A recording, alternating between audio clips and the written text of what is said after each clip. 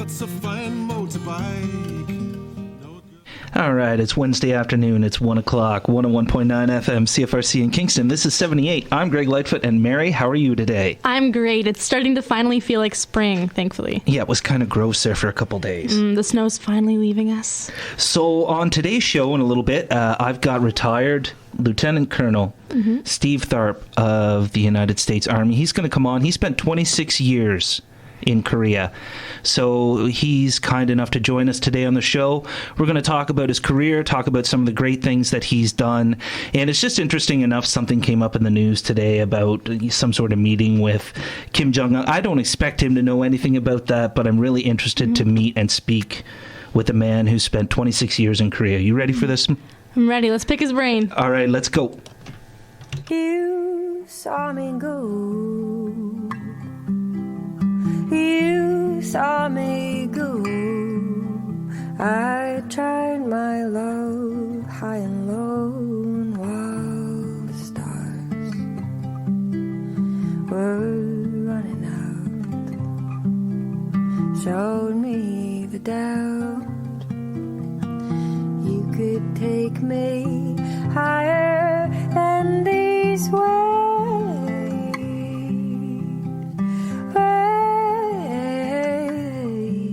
I tried my love to find a pace. You saw me go.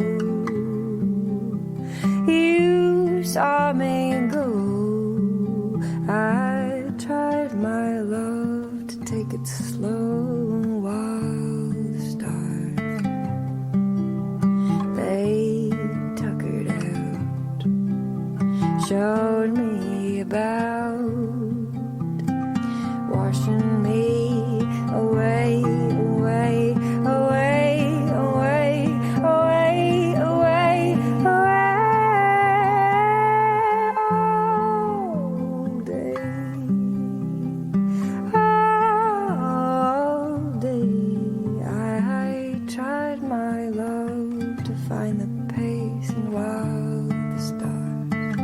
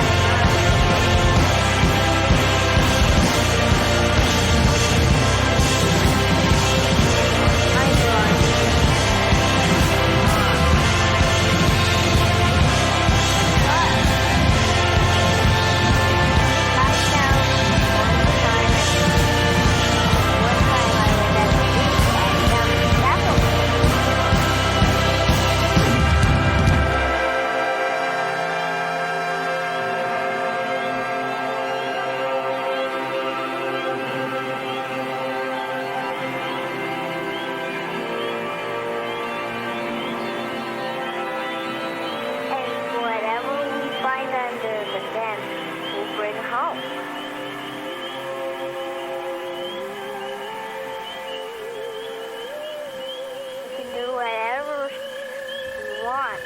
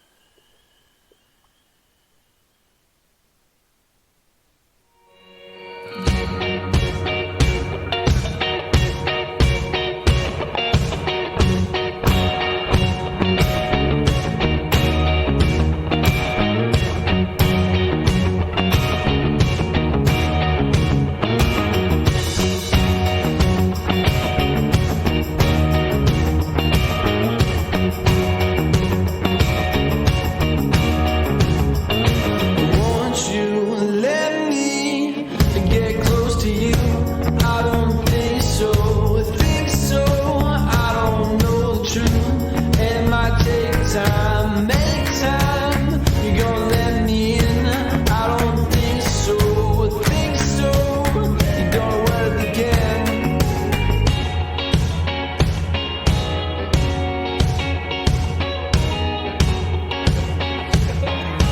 Low side love now.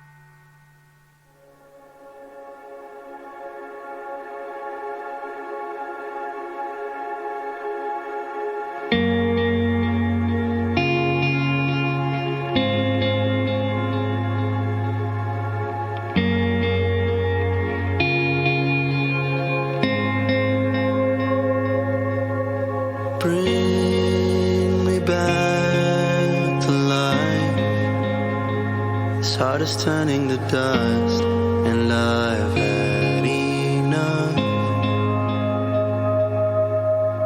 Watching time go by right before my eyes. Oh, it's like I'm stuck in inertia. There must be more than this.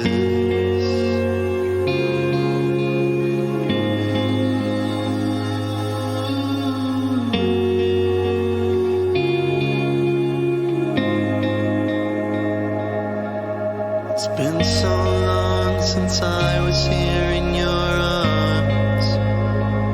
I was trying to be what they want to see. But why do I feel alone when you're right here? I need to feel your love. Won't under your skin, so just let me in.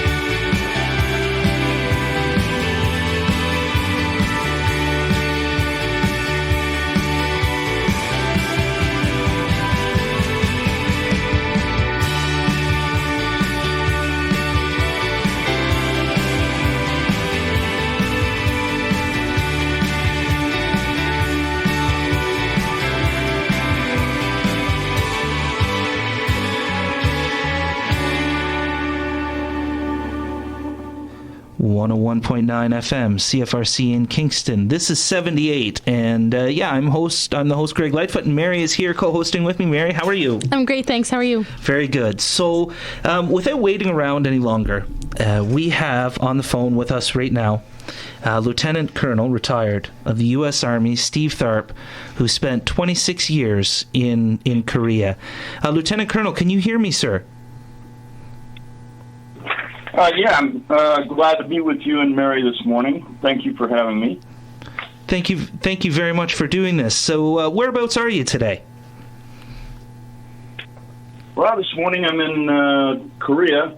I live in Namyeongju, which is just a little bit to the east of Seoul. If you've ever seen a picture of the nuke blast area around Seoul, I'm just to the east of that, so we're pretty safe here. And what's the weather like there today? The weather's in the 50s right now. It's going to be up in the 60s, and our biggest concern this time of year is the air quality, and it's supposed to be pretty good today, too. We get a lot of bad air coming out of China this time of year, and so sometimes you don't even want to go out because of that, even though otherwise it's a normal day. But today I think we're going to have a really good day.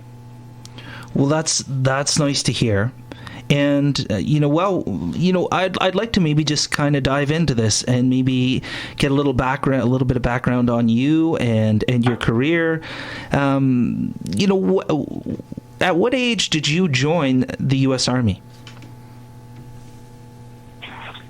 Well, I was 20.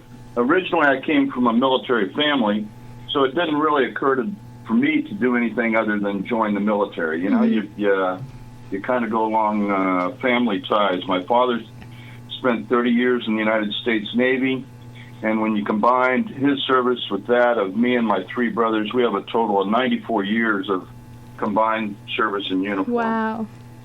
So I enlisted in 1976 when I was 20 and spent my first assignment as a paratrooper in the 82nd Airborne Division. And what was that experience like being a part of the Airborne? Well, it was exciting. We got to jump out of an airplane a couple times a month, and it's kind of what I wanted to do in the Army. If you're going to join the Army, I always thought I wanted to be an infantryman. If I was going to join the Air Force, I would have wanted to be a jet pilot. So I was doing exactly what I wanted to do. It was pretty rough at times. When we would be out training, there's no tents or sleeping bags or anything. You're just out there in the rain, moving at night to do a simulated attack or something. And we spent a lot of time on ready reserve for the nation. So if there was a war somewhere, sometimes we would be the first unit in.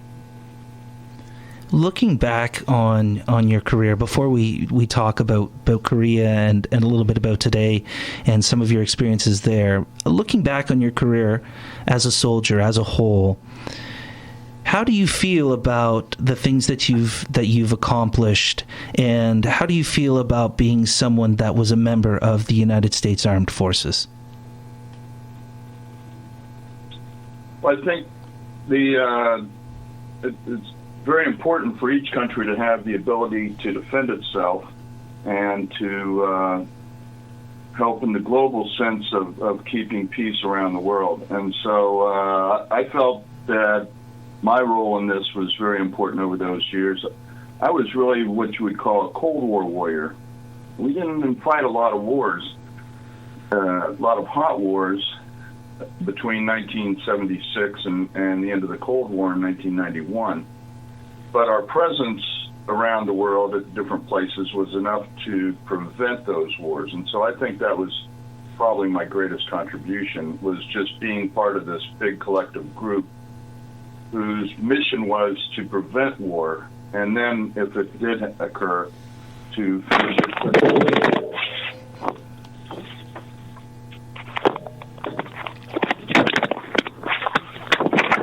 That's a phone. You're still there? Yes, Yeah. We're still here, sir. Are you still there? Yes, Yeah. sir. Can you hear us? Yeah. There we go. Maybe we lost him.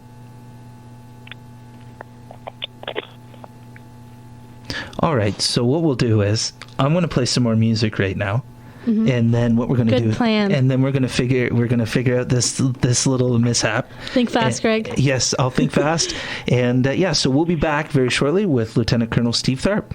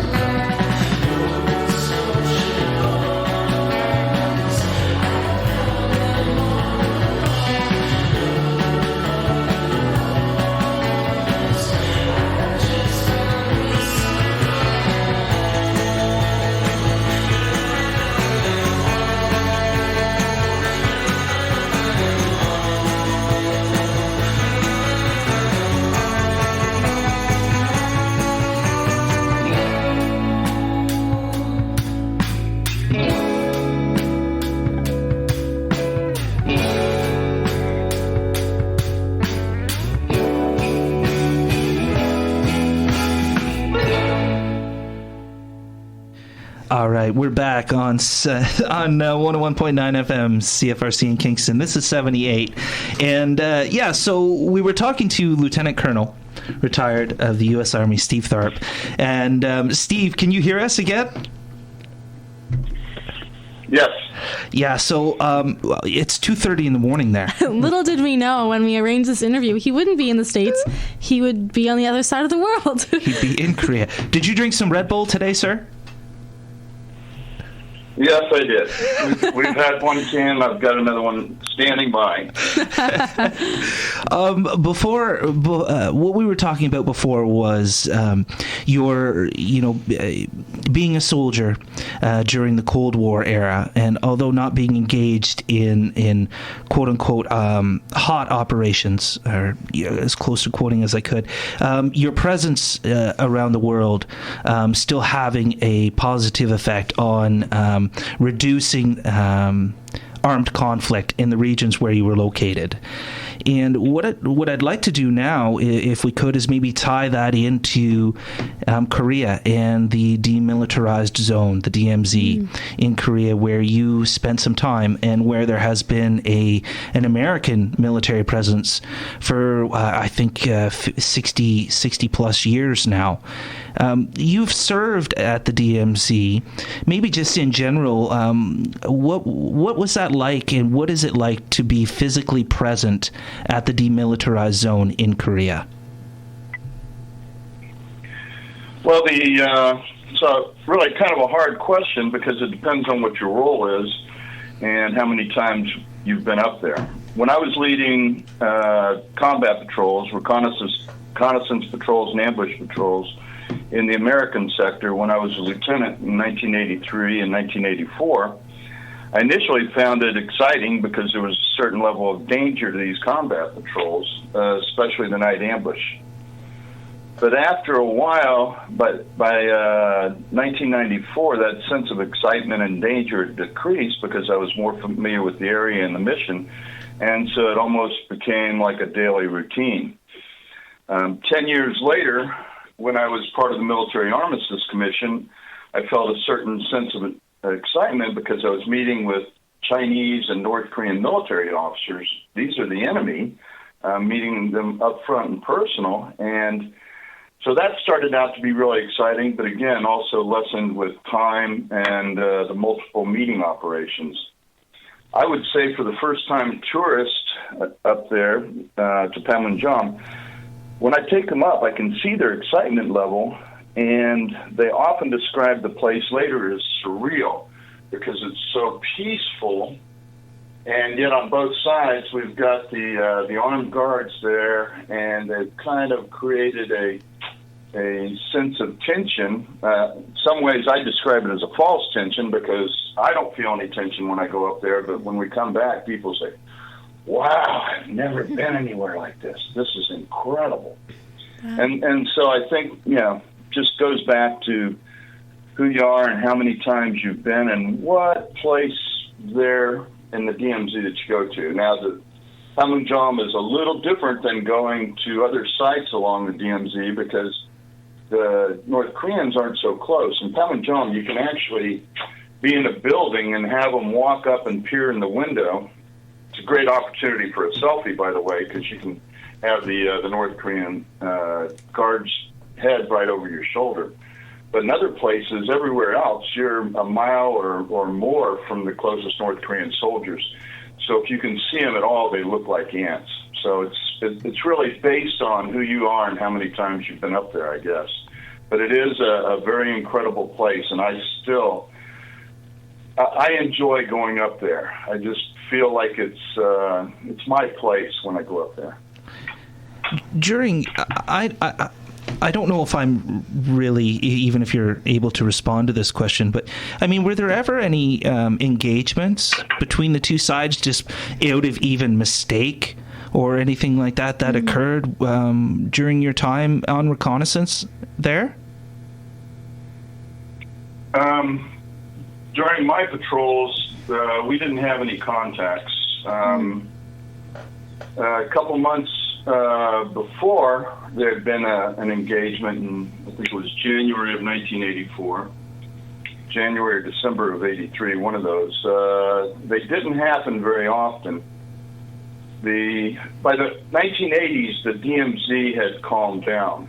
In the 1960s, it had been calm until 1966, and then between 1966 and 1969, it became a very dangerous place as the North Koreans would attack South Korean and U.S. Troops and installations within and just on our side of the DMZ. We call that period, sometimes that period between 1966 and 1969, the Second Korean War. For the Americans, we had 75 people killed in action during those 3 years. The South Koreans, almost 400 soldiers, in addition to dozens of civilians and policemen. And then after that, it's calmed down a lot. Panmunjom itself, we've only had 2 fatal incidents, one in 1976 when North Korean guards grabbed axes from a work party and attacked the U.S. guards and killed 2 U.S. officers. The second time, in November of 1984, a Soviet diplomat stationed in North Korea was visiting Panmunjom and took that opportunity to defect. And that caused a shootout, which resulted in the death of one South Korean soldier and 3 North Korean soldiers. Other than that, the DMZ has been relatively quiet, and Panmunjom has always been a quiet place because the North Koreans see that as valuable to themselves also. They take tours in from the north side, so they charge a lot of money for that. Talks have occurred. I believe talks have occurred at Panmunjom. Is that how you pronounce it? I should know this before I do it, but yeah, Panmunjom. You've been a part of some of the discussions and some of the talks that have occurred over the years. Could you maybe just describe a little bit about what the feeling is like from your perspective when those talks go on? Maybe from your perception and from your vantage point concerning both sides. Do you find the North to be? Or the North? Is there a sense of tension on one side or the other? It really depends on the issue and if you're supposed to have tension or not. I was there as both a major from 1994 to 1996 and as a lieutenant colonel from 1998 to 2002. And we were dealing normally with issues related to the armistice agreement. And so normally things wouldn't get heated. One time after we had a U.S. helicopter shot down, those were kind of tense times. And there was another time after a North Korean officer defected through Panmunjom. The North Koreans were very tense in the meetings after that. By and large, though, we knew our counterparts.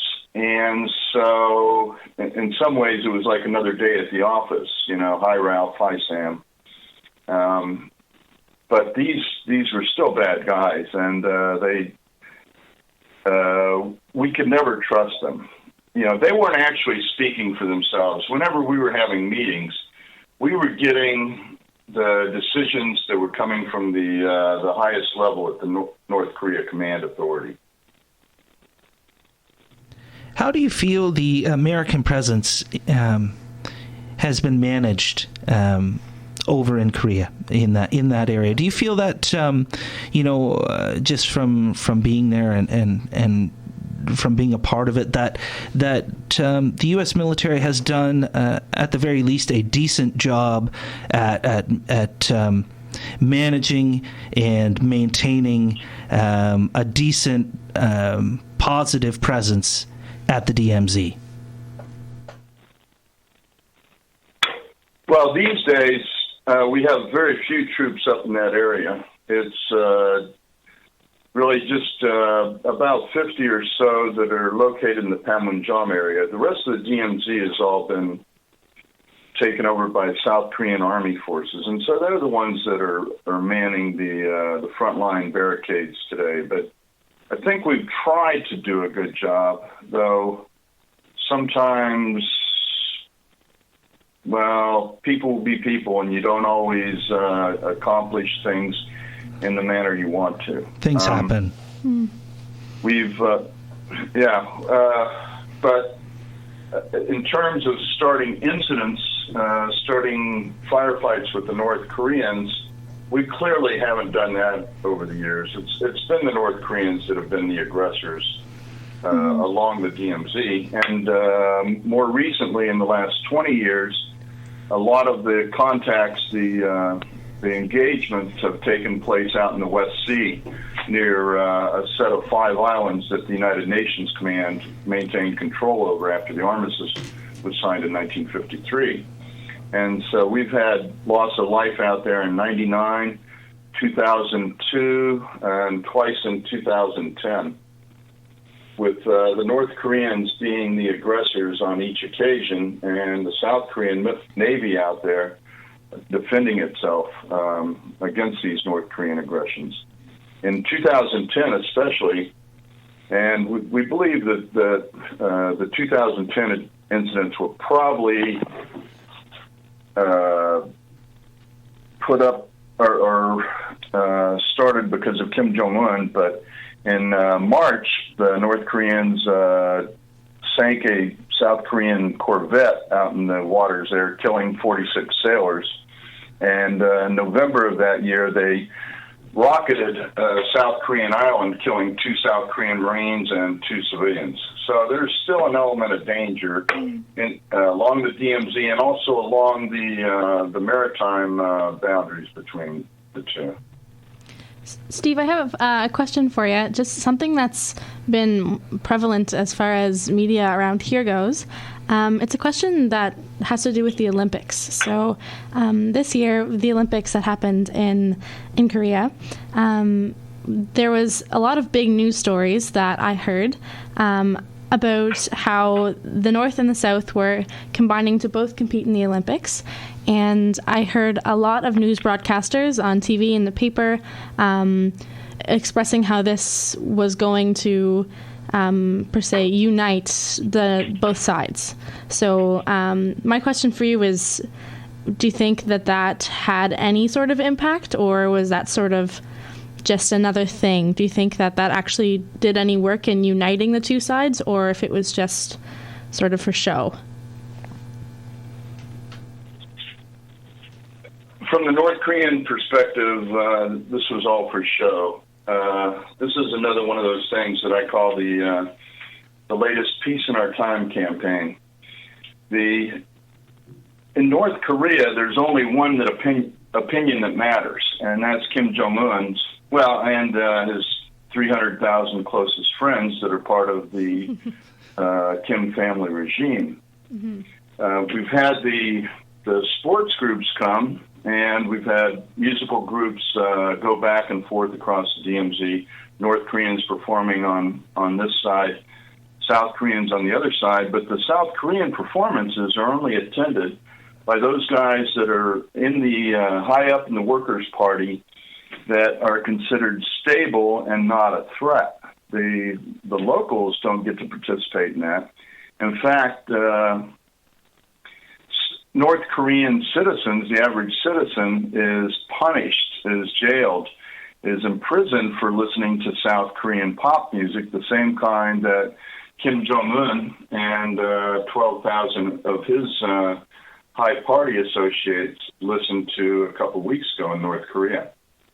The South Koreans are really trying hard to create that trust, but the trust on the other side is not the North Korean people. You know, they're just prisoners in their country. It's the trust has to be created, if you can say trust, with the North Korean leadership, and that is in the embodiment of Kim Jong-un. If you're familiar with the old Peanuts comic strip that ran from 1950 to 2000, every year Lucy would place a football down for Charlie Brown to come up and kick. Yeah. And he'd run up there, and at the last second, Lucy would pull it out.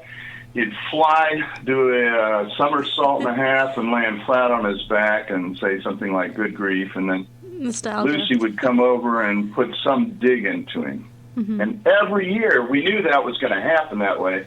We just didn't know how Lucy was going to trick him. Mm-hmm. That's how it is when you're dealing with the North Koreans. We know what the end result is going to be. It's just, what lie are they going to use to get us to go through this whole routine again? That's a good metaphor. That is... Just so all our listeners know that may have just tuned in, we're speaking with Lieutenant Colonel retired of the U.S. Army, Steve Tharp, who is in Korea, who spent 26 years serving as a officer and a gentleman in the U.S. Armed Forces in Korea. And he's speaking with us today about his experiences and some of the other things that he's witnessed and been a part of while serving there. And you know, to turn to you, Steve, you know, how important is it that there's an allied presence, that there is support from, say, Canada and other countries around the world when it comes to ensuring that South Korea and all people of Korea are protected and have some place safe to live and just to be themselves? Well, the Allied presence, both in Korea as well as at the DMZ, is really crucial for the South Korean economy, because to get foreign investors to invest in here, you need to have that certain confidence level about the security situation here. People don't realize it because a lot of people, especially those my age, they think of Korea and they think of the old MASH TV show. And Korea is not that country anymore.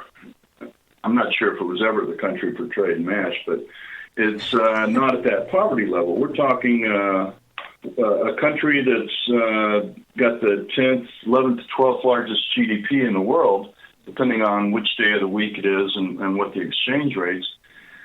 And it's a very modern society. I grew up in Jefferson City, Missouri, in a city of 30,000 people. Now, I live in an apartment complex with 56 buildings that are 25 to 30 stories high. Wow. That has 30,000 people living in it. And it's the most wired country in the world, and it really needs that outside buy-in to create the stability here. And to get that buy-in, not only do we have 28,500 American service members, but we've got scores of officers from other UNC nations serving in staff officer and liaison positions with the United Nations Command. At the Military Armistice Commission, and these are the guys that are actually up there at the DMZ, showing their face and making sure that both sides abide by the rules. We have 7 officers, non-Korean, non-U.S. officers there. It includes 2 Colombian officers, 2 Danish officers, 4 from New Zealand, and a Canadian Navy commander, and he's the chief of staff of the whole Armistice Commission. These guys are very important. When the North Koreans see these other uniforms, they get the signal that it's not just them and South Korea or them and against South Korea and America. It's the whole UN out there that is on the other side and keeping an eye on what they do. You've been there long enough. Maybe just to change gears here before we wrap up. I mean, the food's got to be different over there. Have you got a favorite meal or a favorite Korean dish that you've kind of become a fan of since you've been there and since you've lived there? Yeah. It's kind of a comfort food for me. It's called samgyeopsal, and it's really pork belly, if you're familiar with pork belly. As a kid, I used to listen to the